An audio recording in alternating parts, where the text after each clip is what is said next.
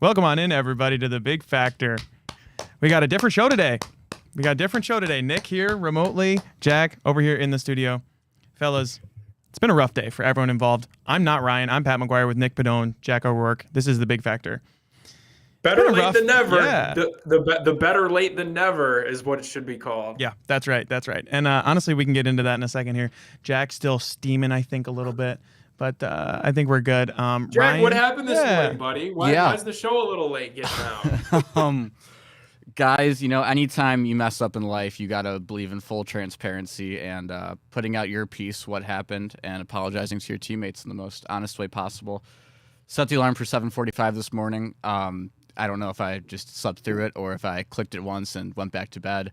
Totally on me, guys. Slept in this morning. Woke up at... not like 9:50, I think. And then anytime you mess up, you got to do what you can best to make up for it or reciprocate. I don't know the proper phrase. So here we are, guys. Again, I would like to apologize to both of you and Ryan, wherever he is personally. Yeah, so Ryan, this morning, his car he's having some automobile troubles. So Ryan is currently stuck in the driveway. Thankfully, Pat, our downtown dwelling producer extraordinaire, is able to come rescue us. But 9 o'clock rolls around, 9:30, no word from Jack. I'm hoping the fella's okay. Yeah, for real. You post a couple 10,000 view TikToks in your new job as social media manager, and you think you could start sleeping in. Or I thought somebody else was coming to poach for him. They were trying to steal him away from us, to be honest with you. No, that's not. Trust me. No, I think it was, but yeah, I think one of the big lessons that we've taken away is I think, and obviously, well, number one is just wake up on. I mean, that's the first one. I do think I have a good track record of that in general. Yeah, but you were saying before the show that you have some Justin Gilbert type tendencies where this is not the first time that this has happened to you. Yeah, do you want the rundown of that? Yeah. So we need a little bit of explanation here. Was it the calculator app? So did you put in the calculator? No. I clicked 7:40. I clicked in the alarm app. No, and then I'm going to tell you what your penance is. So this better be a good story. Okay. So we're gonna go first. One was in high school. That one doesn't really matter. Last time I had to wake up for something that I needed to be awake for, but didn't. It was we were going up to Notre Dame as a family. I was like a junior, maybe a sophomore in college at the time. I forget what it was. But my dad was like, just come sleep at home. It's way easier. You can just come, just sleep at home. We can leave at 6 a.m., whatever it is, and we'll be at the house. I think I'm smarter than everyone else in the world, obviously. I still think I'm smarter than that. I mean, that's a bad trait to have. But at the time, I was like, you know what? I'll be fine. I can hang out with my buddies tonight, then wake up, drive over in the morning.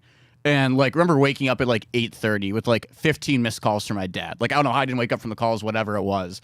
And so obviously he's pissed. The whole family is pissed because we left 2.5 hours later than we thought we were going to leave. Get up there, you know what? Hey, we still get to see the Notre Dame Fighting Irish play football today, walk around as a family. Hey, things are all good. We mend it as time goes on. They lost to Marshall. So yeah, wow. It was just one of those days where the things just compiled back on and on. So no good excuses out of me. I'm not an excuse guy on these matters. I messed up. All right. Well, your consequence today, and you should be lucky, is that you have to release a statement that you write in your notes app when we get off the show, and release it on Twitter as to why the show was late getting out today. I will, and I'll tag our wonderful sponsors as well, guys. I mean, that one, you couldn't put it more on me. I mean, that is just all the way on me, guys. I got to be better. And you will. I'm not worried about that part, but we just move forward, right? No suspension, I don't think. I think just the in-house fine, right, Nick? I think it'd be fine. Yeah, in-house fine. In-house, keep it under wraps, Plus a notes app statement. Yeah. A couple extra wind sprints at the end of the show, but other than that, I mean, pretty much good, right? Man, where do you go from there, though? Because, Ryan, is Ryan, alive, do we know? I mean, his car is in the lake. Ryan's good. Ryan's just dealing with the fine folks over at Ace Hardware. So the fine folks. Ryan will be in good shape. Yeah. I think just needs a good new battery put in there. So he'll be good to go. Hopefully, Big Factor tomorrow goes off a little bit smoother than the start we've gotten to this morning. Hopefully, no apologies to start the program tomorrow. No apology tours. We haven't even seen. Now that I think about it, this is. You'll love the segue here, but we haven't seen anything from Justin Tucker in terms of apologies or anything like that. Do you think we? No. Yeah, I don't think so either. But not on the same. A couple level, more but- came out with him too, right? Yeah, that's right. Yeah, Oh, you're not getting an apology I anytime don't soon. think so. Yeah. Especially from a guy like that too, like Harrison Butker, that type. Nah, not gonna happen. I mean, his only saving grace would be if he like slept in and had to go to Notre Dame and almost missed the Marshall game. You know, Or had a 10 a.m. show to start. yeah, Sure. and yeah, didn't. Yeah. Yeah, Yeah. But that's No, crazy I'd thing say is like, that's what year pretty was that they important. lost to Marshall? that was the year Buckner and Pine started. So that was Okay. the year Were before they- Hartman. It's 3 years ago. Hartman. Okay. As in like 2 completed seasons. Then Yeah. it was the year before that. Yeah, so 3 that's years tough. ago. That's tough because driving to South Bend is one of the worst drives as well. Yeah, no, it's well, I've Yeah. I've only done it once personally, like me whipping the car up and back, but no, it's not particularly fun. Like you look at a lot of cornfields out both sides of the window, and Right. you're kind of stuck. And obviously, whenever you lose to Marshall, the way home, you're not gonna be having a ton of fun. Yeah, for sure, for sure. And Pat, but to add to the humor of this morning, Pat texted me that he thinks my microphone disconnected. I think this microphone actually just died because it is plugged in. The thing on my system here says that it's connected, but the little blue light that usually indicates that it's on is turned off. So I'm going to just spam the power button throughout this show and try to get it to come back to life. But It's coming it back looks to like life, we'll loud. be, Yeah. But I'll tell you what, when I put in the show is it good? description, Are we back? well, you're back, but it's when we hear that clicking. I'll tell you that. But when I Okay. put in the show description that the boys are having a rough day, I didn't think it was gonna be that accurate. That the boys are having a rough one. Yeah. Ryan, Yeah. I hope he's chilling. I hope they don't have to break the window of his car. That'd be tough. No, it's just No, you the should be fine. battery, I Yeah. think, But he right? I thought it was the battery of the fob. Yeah, that's what I thought too. But Yeah, but you don't have to. Yeah, you don't have to crack the window. Yeah, those are but just like I that's think what you he just was- buy like a A button battery. yeah, they have like a guess. little like metal thing. You just and you plop it back in, right? Yeah. I think Easy so fix. too. I think so too. You know who's also having a rough day though is Vladimir Guerrero Jr. Yeah. Because him and the Toronto Blue Jays, they've had a really brutal offseason. They were trying to get Sasaki, was it Roki Sasaki, and couldn't get him. Now contract talks have kind of broken down between him and the Blue Jays. I'm not terribly surprised because Vlad could get the $400-500 million type of contract, so I'm not surprised that Toronto's maybe lowballing it a little bit. But what do you guys think? I just feel so bad for the Toronto Blue Jays, man, because there's not many teams in baseball who genuinely try and compete at that top level financially where they can go out and give out these 200, 300, 400 plus $1 million contracts. The Blue Jays are always a team who are in the talks for these deals. Like whenever you see any of these, like those Soto names, whenever Judge pops up in free agency to go to the Giants every 5 years, whatever it is, the Blue Jays are always one of those 3 to 4 teams who are competing for these big names. They always find a way to shed off like minor salary, not like bad salaries, but like they do little things like we did with Jimenez to give to them actually. And they cleared off a ton of cap space thinking like, hey, we can compete in this AL East. Like, let's go out, spend some money this offseason. And they got nobody. They got literally nobody. They just got stuck with Andres Jimenez, $18 million contract a year for a second baseman who hits 230, even though he's a great fielder. I feel bad for them at this point, man. Like they try to. It's not like us where it's like, oh yeah, we don't even like. Not that we don't care, but we're never spending those contracts. They have the ability to, and they just still can't, and that's got to hurt as a fan. That's the weird part too. Is like I think back to the Edwin Encarnacion deal too, because we got him for what 3 for $60 here in Cleveland. Yeah. Toronto couldn't offer him that deal, so but they'll do it for George Springer. Their money, like I'm not watching other And that's people's a weird wallets. one too. Yeah. I'm not watching their wallet or whatever, but like it's some very strange trends of their contracts that they hand out. I just don't really understand it. And they've been really like, I mean, obviously like going like post Roy Halladay, we're going a long time now. And Yeah. you're looking at the Blue Jays, but they haven't really had like a clear cut one or a guy they've run with Right. for a bunch of years in a row. Like you thought Stroman was going to be the guy up there. Like he wore 6 on his Alek jersey and Manoah. everything. Manoah, I mean, what the hell happened to Alek Yeah. Manoah? That could be a whole episode of the Big Factor. But Yeah. I mean, they're just a lost organization. They're like one of those like above average, but still very lost organizations at the same Yeah. time. Very strange deal because like I wonder what the tensions are going to be like. Thinking of the four nations, I wonder if there's going to be any weirdness, for the opening day in Toronto. Well, they can't re-sign him now. They cannot re-sign him. He has the option to go into free Right. agency now. I'm sure they could work it out next offseason, but you would have to think, guys, like it's kind of like that. Was Mark Williams the name of that guy who got traded by the Yes, Mavericks? but- Maybe who yeah. like Oh, when you yeah. get brought back in, it's like okay, it's a little bit weird. Like they didn't want me here, and now I'm back here. That's an Yeah. odd thing to deal with mentally. He's playing a whole Dalton season of Knecht, yeah. baseball where he knows that they're not ready to commit to him full time. Obviously, you already have the added on pressure of a contract here. Now it's kind of doubled because you've been here your whole career. You were the franchise player. You're the one who's on all the signs outside the Rogers Center. It's your team, but they're not paying you like it. Yeah, and he was on the cover of MLB The Show, right? Like not even that long ago. No, literally last year. Yeah, like last year. It was last season. Yeah. At this point, I lose all contract. I can with this contract. Do you lose all like when was he here? When was that? But I mean, dude, they Vladdy's also a great player too. Like he is, but real quick on the show, and I hate to get off. I know you guys aren't big baseball video game fans. Probably they pick the dumbest cover athletes for the show every single year. How the hell was Jazz Chisholm on the cover of a video game? Yeah. What are Jazz Chisholm's career stats? Yeah, I mean.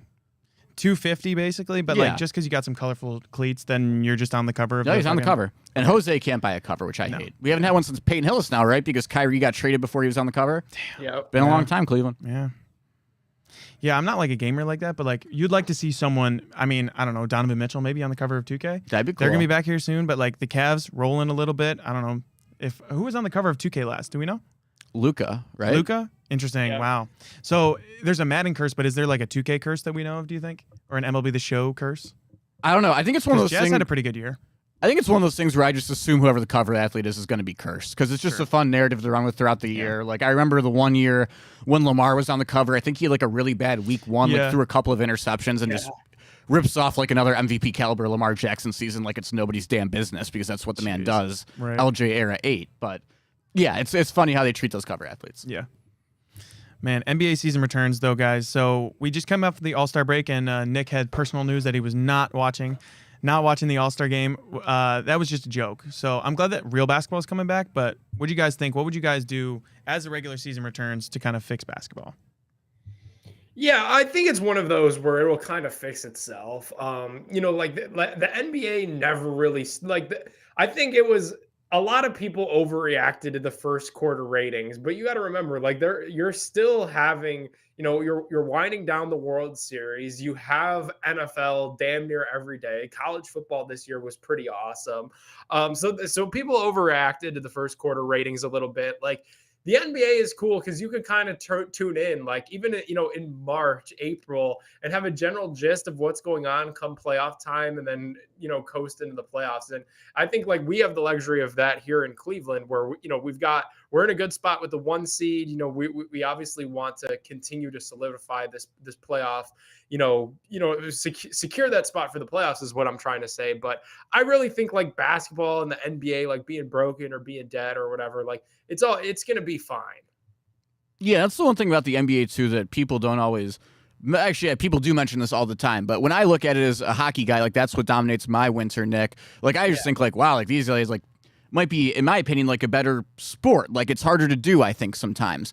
But the thing about basketball, which is why it is so big and always will be so big, outside the fact that these guys are freakishly talented, like don't get me wrong, it's really cool to watch someone dunk, to see guys hit threes over and over again, is it's like the WWE. It's like a soap opera in a way. There's always going to be some drama going on or something in the league where I've really been a, not hardcore, but like a consistent paying attention every single day basketball fan for like a month now. And outside the All-Star game even, there is always something on from what I can tell in this league. Yeah, so now we mentioned, the botched Lakers Hornets trade. Like those guys are going to be back with their respective teams. Like now we're going to get a true look at what a, rested and healthy Luka Doncic looks like on the Lakers.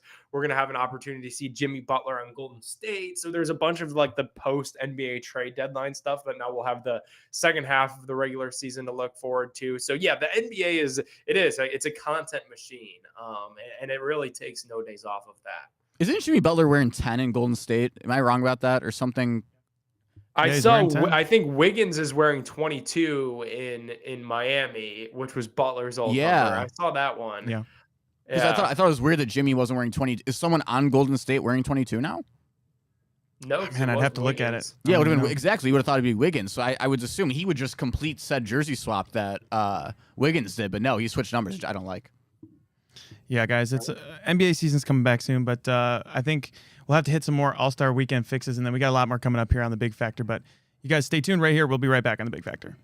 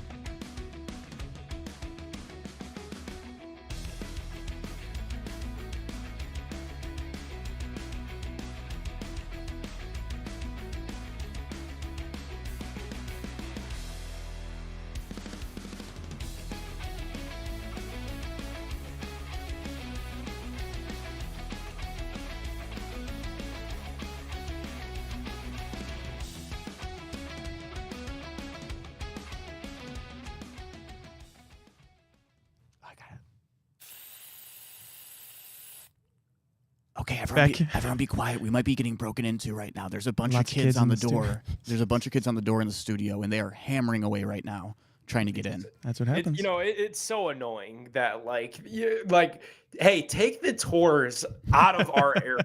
So Yeah. You can show off all the random crap that's scattered around Burke Lakefront Airport. But like, I hate nothing more than when I come in and I see all the people like lounging around on our chairs, like the TV's on some random soap opera. It's like, get out of here. This, scram. Nick, you would think like the FBI is outside of that door. Like what? Like they apparently like one of the Kids new are so bad these days. If I did that, if I True. was on like a field trip and I'm like, there's like a production studio and like people are obviously like working and I'm pulling on the door like a maniac, like I would have got my ass beat. Man. Yeah, I mean, if you're with their parents, yeah, I mean, they're kicking your ass on spot. But I mean, like the school, they gotta do something, right? They gotta be telling like, hey, like this seems like people are working here, like it's a work environment. Like if things happen at Burke, like someone freaks out, like there's gonna be people coming around, like, hey, like what's going on? Like, are things okay? Like this is a place of work, you can't be having this stuff going on. Yeah, city property. City property. Oh, did you real quick and not to get too off topic? I know we have some T. Higgins to cover here in a second. Nick, did you see what went down with Joshua Block last night? Oh no, what? Oh, there was, and I was off my phone last night, man. I wasn't around a ton either.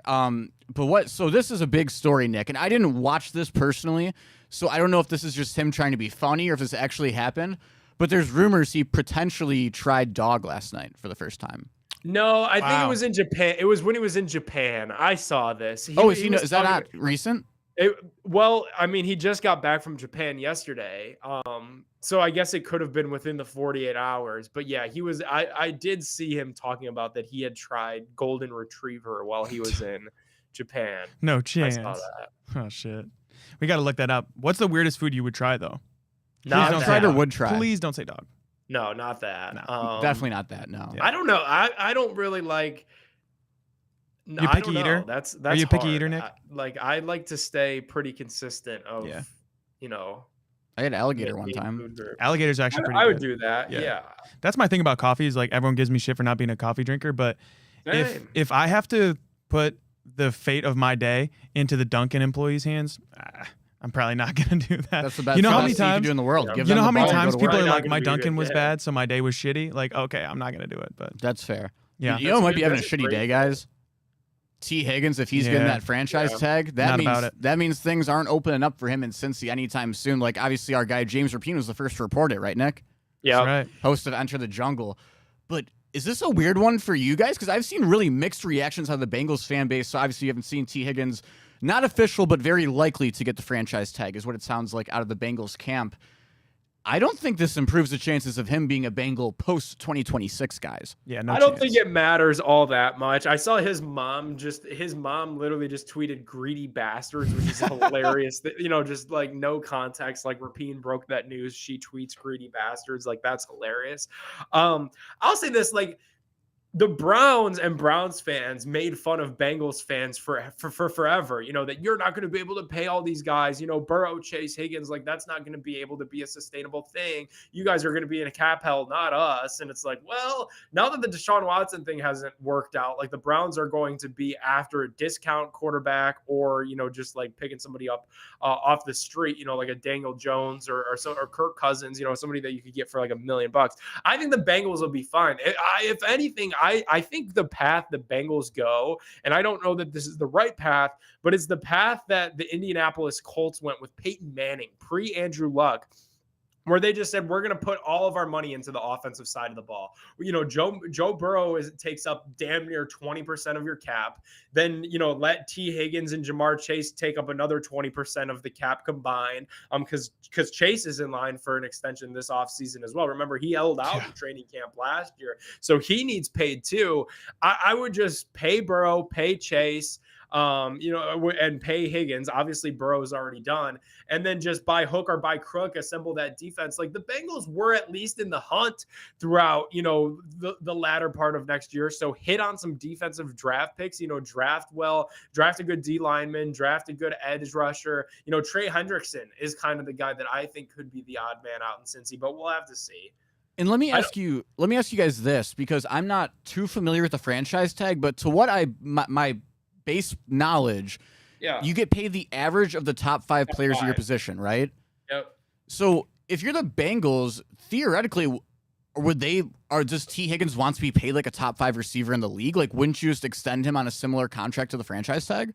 Probably, yeah, but the thing that the players want and the thing that teams are always afraid of is just the years and the guarantees. Okay. You know, he's going to want guarantee, you know, X amount of guaranteed. I don't even want to pretend to know what I'm talking about in terms of what that would look like, but he's going to want a good deal of money guaranteed over the next 4 or 5 years.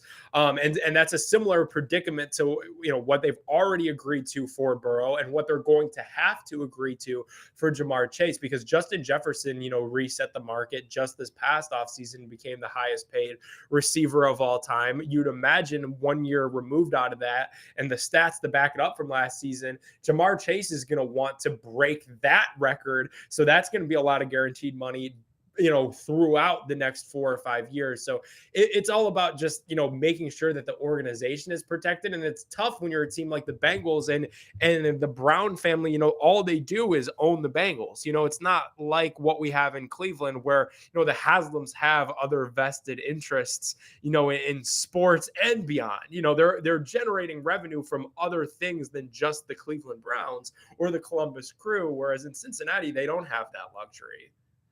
Yeah, it's gonna be crazy too because like T. Higgins, he popped off, but also like his availability was the problem with him. Is that he played like 10 games for the last 3 seasons or whatever, and then this year he played more than he averaged previously. But like if you're gonna give that money out, he's got to be available. That's the thing too. Is like you can't really pay all this money for someone to not really be available because then you're in the cap hell that you're the Browns are talking about, right? But it's just gonna be a really difficult situation. It's so tough. Somebody's gonna pay it. Somebody's gonna pay it. Whether it's them or whether it's not, like he's gonna get paid. And the franchise tag thing is annoying because you know you're limiting what he'd be able to get himself in the next 4 or 5 years. You're limiting that guarantee and that peace of mind that he's gonna be taken care of throughout his prime years in the NFL. But that's why the franchise tag's in place, you know, that you're able to attach this to a player that you want to remain in your organization. So the Cincinnati Bengals, while it might be, you know, bad business or you know, it might piss off some agents and some other guys around the league, like they're doing it by the book. The rules are there for this exact reason, and Cincinnati's just using them. So you can't blame them for that. So let me ask you guys this. If you are in Duke Tobin is the Bengals GM, I believe. I could be wrong about that. If you guys are in Duke Tobin's seat and you're making this call, where do you go? Because I always, when this happens, Pat, you made an amazing point. Like the guy has durability issues throughout his career. Obviously, he's healthier this year. The 2 previous years, though, didn't play a ton. Whenever this happens in sports, as long as I'm alive, I will always think of Michael Brantley leaving the Cleveland Indians at the time where he was your star player. He got you through like that 2014, 2015 when no one was really hitting. You get good 2016. He's hurt 2016. He's hurt a bit of 2017. You know if he's going to be healthy, the production is going to be top tier, same as T. Higgins. But in our case, you decide let him go to the Astros. We get burned. He stays healthy for 8 years with the Astros and hits 300. Do you guys risk that if you're the Bengals? Because you're right, though. It's a salary cap sport, too. It's not like baseball where you can theoretically pay whoever you want. And here's the thing, and here's the difference about the leagues and about football. In football, and if you're the Cincinnati Bengals, you have Joe Burrow right now. You have Joe Burrow in his prime right now. You suffered through the years of Andy Dalton and, you know, screwing around the bottom of the AFC North with the Browns for a very long time. You need to capitalize on Joe Burrow's prime if you're Cincinnati. And to me, that means getting him solid protection up front. They've done a better job of that in the last 2 years versus at the start of his career. Could always use a little bit of work, and that should constantly be a reinvestment if you're Cincinnati. But then it's pass catchers and it's playmakers, and that's what got Cincinnati to the Super Bowl against the Rams a couple years back. I would try to double down on that if I'm the Bengals. I really would, and I would just pay T. Higgins. I know it's a risk. Anything's a risk. You know, we've thought giving Deshaun Watson, despite the baggage, this was a top 5 quarterback in the league. This was a guy that other teams were trying to offer $230 million fully guaranteed. Like, this was the guy that was supposed to be able to go toe-to-toe with Patrick Mahomes in the AFC. You know, in Cincinnati, that Joe Burrow is a guy that could go toe-to-toe with Patrick Mahomes because he's done it. He's been there. You've got to help this guy while he's in his prime. I'm giving T. Higgins whatever he wants. And right now, I get that they're playing the game because they have to, especially because Jamar Chase is getting ready to come to the table and want his money this offseason as well. well. But if you're the Bengals, you got to do what it takes offensively to support Joe Burrow, and that's just my opinion on it. Yeah, and that's the thing too, is like you think about it, the only thing that was stopping Patrick Mahomes from 6 straight AFC championships was Joe Burrow and that Bengals team. Because otherwise, I think people forget how dominant the Chiefs have been. Like, I know we talk about them all the time, but the Chiefs, the only thing stopping them was that Burrow team in 21 was it, whatever. But who did they play in the AFC title game that year?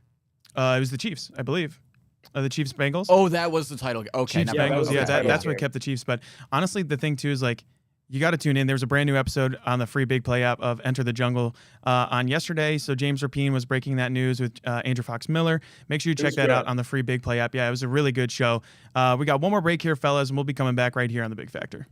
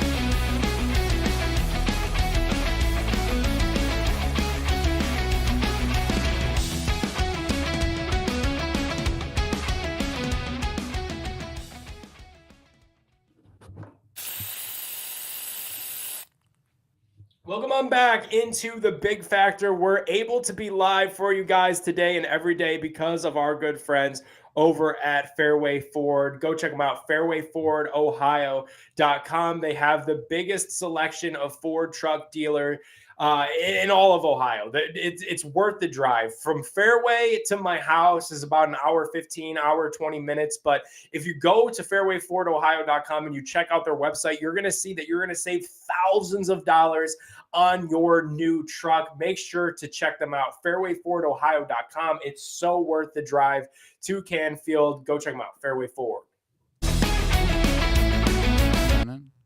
Classic. Here you go, Pat. We're back here on the Big Factor. Ryan does that once a day. I love it. Yeah, you got to click it back out of the thing. But guys, we mentioned the Haslams too before, the owner of the Cleveland Browns and also the Columbus Crew. Nick, did you see this? I know you went down to Columbus with Swenson's before the Ohio State game, but at lower.com field where the Columbus Crew play, Swenson's going to be in there. I would love to go down there. I had a little insider info on that. I was repping my Swenson's burger crew on the program yesterday. Okay. I had a little insider info on that. Yeah, that's incredible. Like I want nothing more for the entire network. And when we had our big gambling partnership, like they were very tied in with the Columbus Crew, and like that got us great access into crew games where we were able to like kind of take over their suite, their lounge area. Like crew games are an absolute blast. Like I want everybody at Big Play to experience a crew game. And like I'm not even a soccer fan really all like that, but like those games are a lot of fun. And now that they have a Swenson's in there, like that's even better. Yeah, that's great stuff too, because like their rivalry with FC Cincinnati too. I don't know if you've ever seen that. Yeah, the Hell is Real derby. Yeah, dude. I've been to Hell is Real. Hell is Real, man. Yeah, dude. That's a landmark too, because I went to Xavier, so I know the 45-mile mark or whatever it is between Columbus and Cincinnati is the Hell is Real sign. Also, since we're here too, FC Cincinnati. I don't know if you saw this. You know Luigi Mangione, the healthcare guy.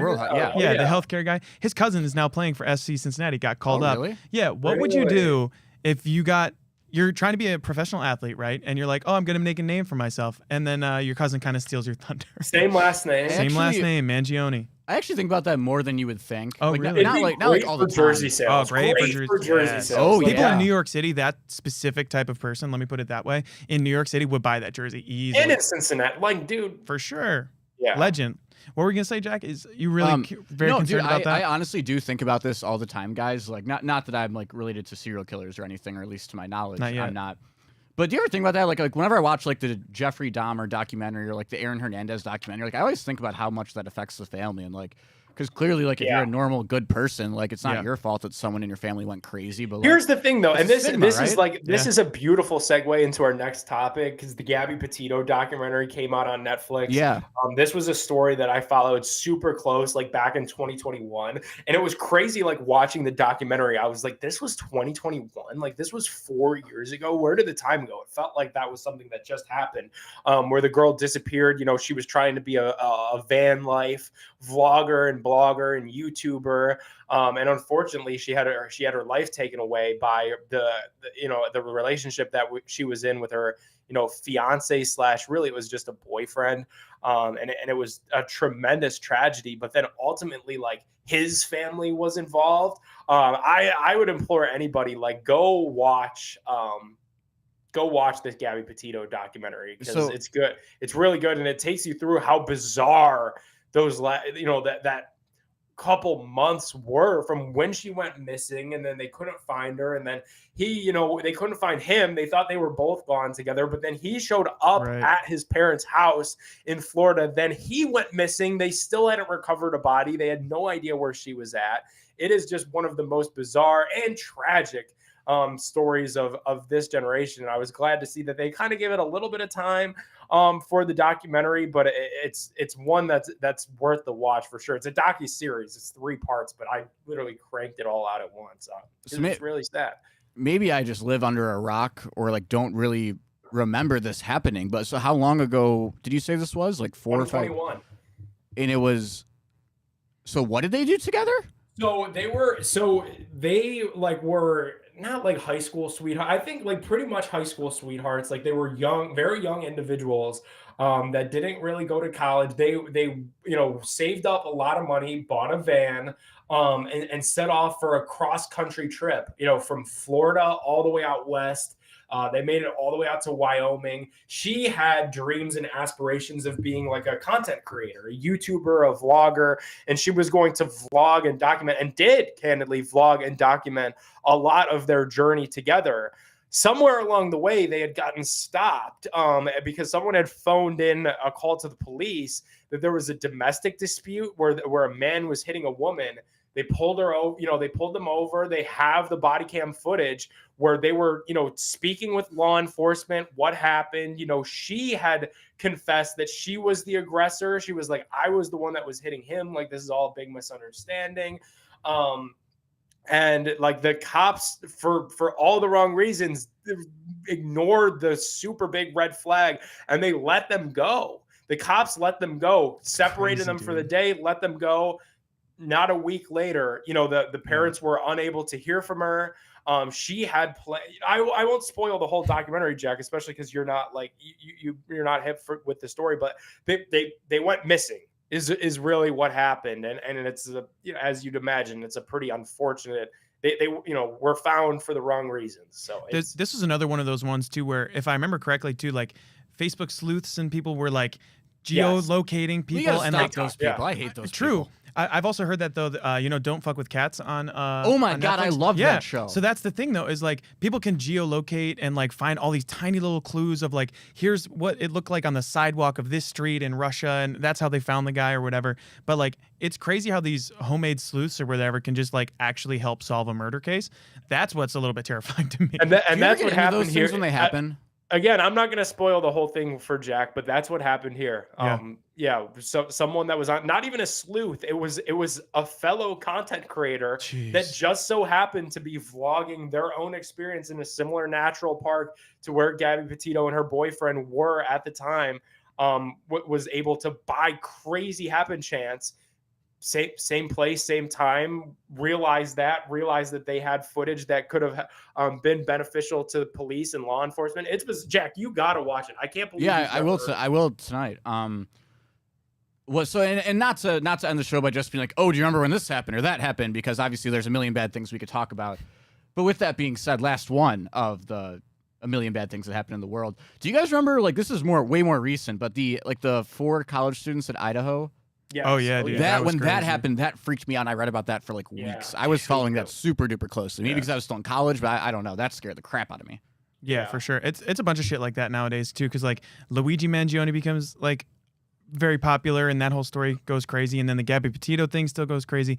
But like you said, Jack, though, it's kind of goes back to I think about with the Aaron Hernandez thing, like it's a Hulu documentary or Hulu show now, Yeah. and it's like, did we really need the paid actors to be on here? Like you can make a documentary, sure. Paid is the wrong word. Yeah. That show. They could not have been paid. If I they think were paid, actor they're might paid be the lightly. wrong word too. Yeah, that's honestly. You might be over two. But so it's just crazy too, because like the documentary, there's definitely gonna be a Luigi one coming out too soon. Yeah. And it's crazy how quickly they want to do this shit nowadays too.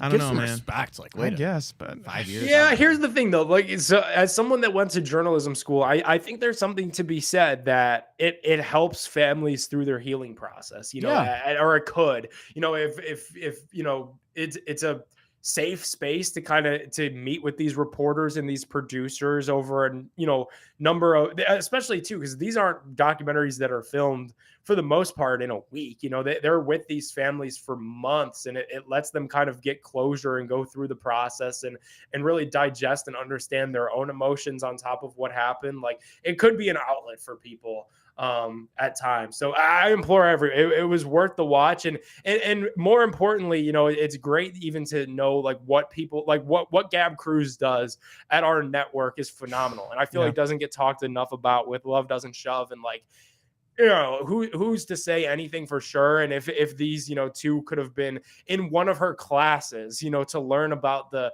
boundaries of dating and healthy relationships, like maybe this would have never happened. And I know now Gabby Petito's whole family is you know, has a foundation for her and is doing kind of similar work that Gab Cruz does. But it's phenomenal, and it's needed because this was completely avoidable. I'm sure the police that pulled them over, you know, it probably keeps them up at night still, that they had the opportunity to stop this horrific tragedy that took place.